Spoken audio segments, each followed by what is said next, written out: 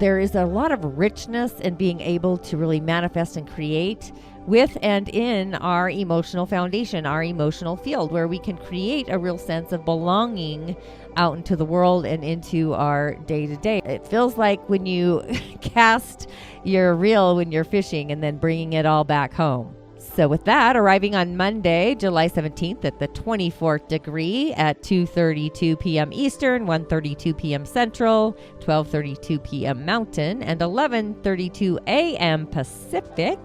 But as always, check your timeline for when the goddess of the night is illuminating for you in your village. New moons really are the cosmic illumination of an emotional reset, getting ready to hit the button. And the lunar energies, I do follow them through the seasons and the gates and the channels. Being a reflector in human design, I am a hermit, but I'm also a role model. But with it often unseeable, the unseen, the new moon actually appears not to be in the village at all. But we can feel her. We can resonate with her. It's the subtle energetic fields. Inshallah and Ashe. New moon blessings to you and for you as always. Can you believe it? So we really are on the emotional highway. We are kind of nesting.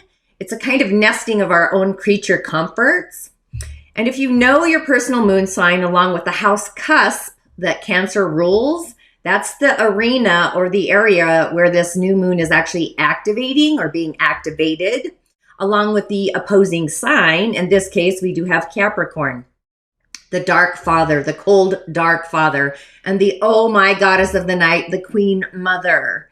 It's like the magical mom. I'm not even kidding. Like Cancers are the mother. They are the nesting. They are the nurturers. And we do need them, right?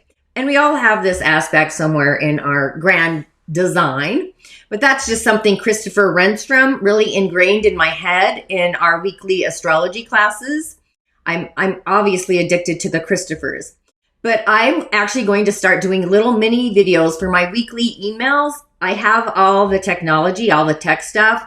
So I just thought, why not? I might as well use it, right? So these videos are going to be private, meaning only people in my private groups or people that have actually subscribed to my list, my emails. Those will be the only ones to actually preview them. So gratitude and blessings for being here for my musing kickoff. And I just want to say that Cancer is on the cusp of my 11th house. My ruling planet for my sun sign, Mercury, is also in Cancer. So feelings are a huge corridor for me, not just because it's in Cancer, but it's also at the 20th degree. So really trusting my feelings, my intuition. It's the sacral channel in our bodies, which brings me to my moon. My personal emotional field is actually in the season of Scorpio at the intuitive degree. So just being mindful of my thoughts and my feelings, and back to the moon happening for me in my 11th house. This is innovating my feelings, my safety nest, my sense of belonging out into the world. Like, where do I feel I belong out into the world to be more of a nurturing asset and utilizing my voice, Mercury, which is my sun sign Gemini. That's where I shine my light, is in front of people, utilizing my words. Just being seen as the nurturing spirit mama, which I've been coined, to the collective, along with my muse. I've been a muse to a lot of people. But this is all about humanity, society, our hopes, our wishes, our dreams, and really feeling at home out into the world. In this case, that's my scenario. Out on the stage of my YouTube channel, to my listeners, to my audience. Being a conduit, a mystical messenger, that's the reflector aspect, reflecting back to humanity who you really are. And there's actually more, but hopefully you kind of get the gist of it. So the moon for me is our divine feminine. It really is the goddess of the night. So getting in touch with our moon sign really heals those scabs. Wounds heal from the inside to the outside in the physical. But I believe in the energy world, it works from the outside to the inside. So it's kind of that topsy little turbot there. But the wounds, in our physical world, healing from the inside to the outside. So we are being called to really heal those wounds, our emotional foundation, things that are looming or have been looming. But also look to the ruler of your fourth house as well to find that out. Like, who's on the cusp of your fourth house, your home, your hearth, your family. We also have the nodes moving signs, this is big. It's a huge deal.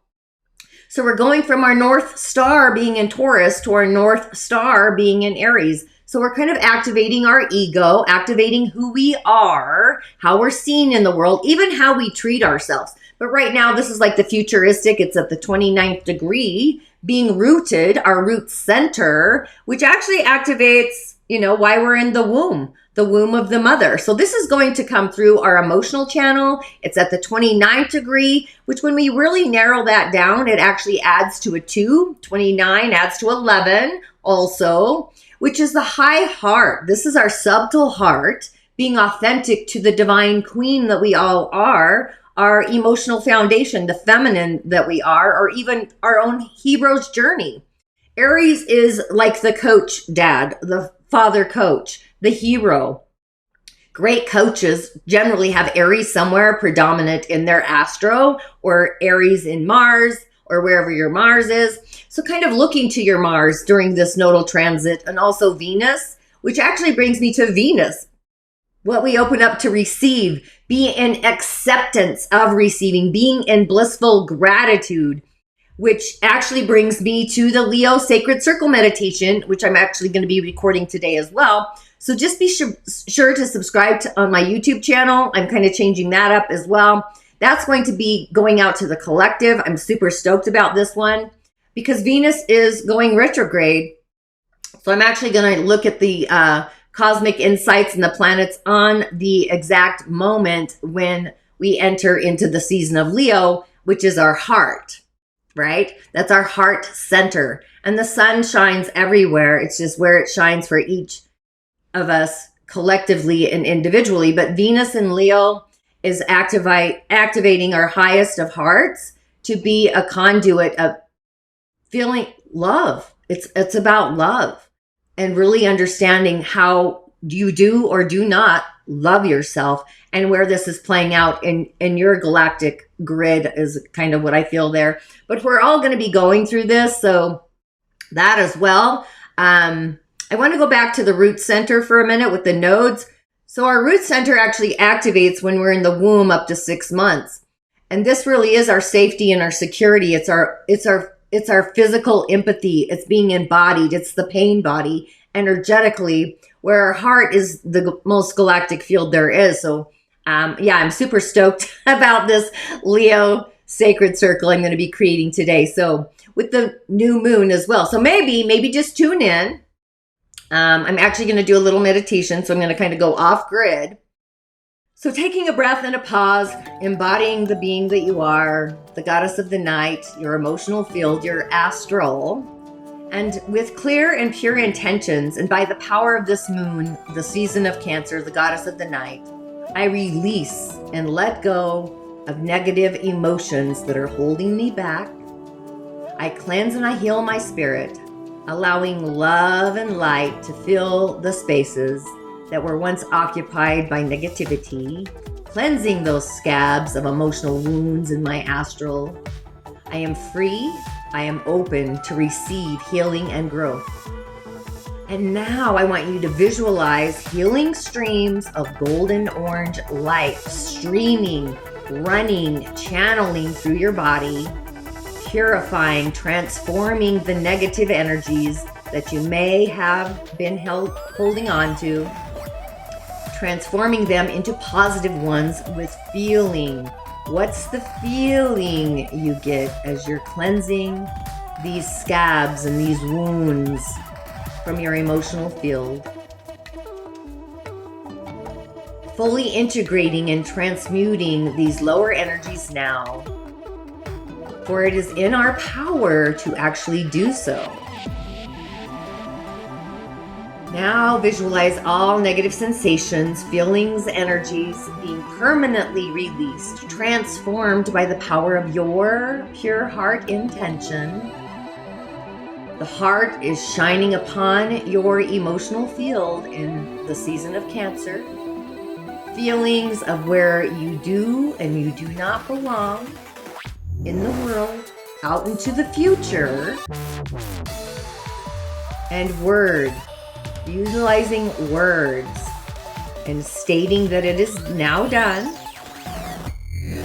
And know that you are now embracing the nurturing energy of the new moon in Cancer, allowing it to be in full support of your emotional well-being, your personal growth, your emotional field, and knowing that you release any and all emotional burdens that are no longer serving you in soul service for you, allowing those emotional scabs to heal, transform, creating space, sacred space for new beginnings and healing during this particular new moon phase. Maybe stating out loud that I honor and I trust my intuition, my feelings, knowing that it guides me towards the highest good in all arenas of my life. Know that I am open to receive love, support, compassion from others, seen and unseen.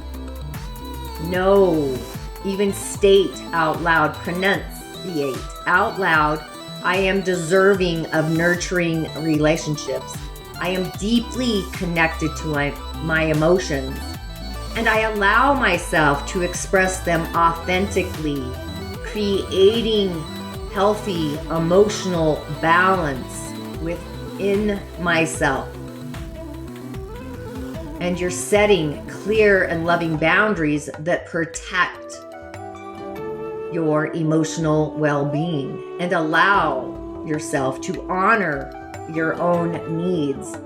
I embrace the full power of self-care, nurturing ourselves with kindness, love, compassion, courage maybe, safety, security, feeling safe, feeling secure in all aspects, all arenas of your life during this new moon cycle.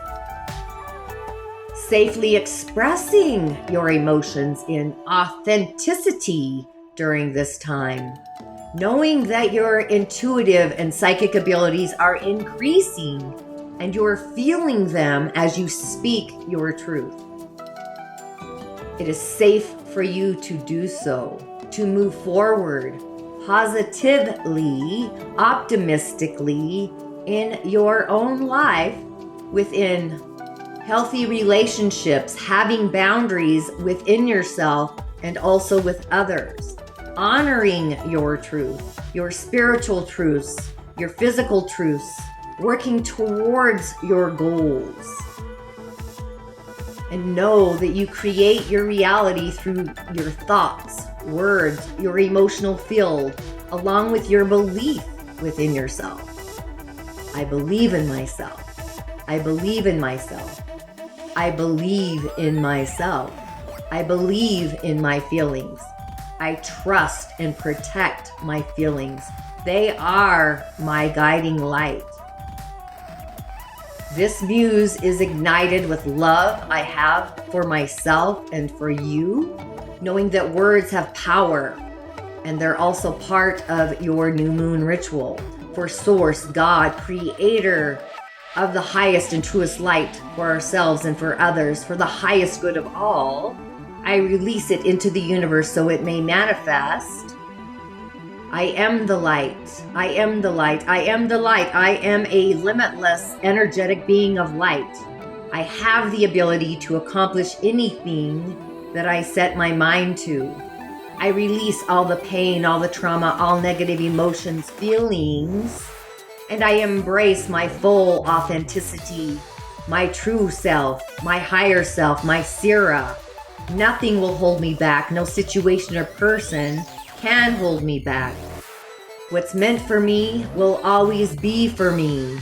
The universe is always working in our favor. I am awake. I am awake. I am awake. I am awake to my true self and my abilities.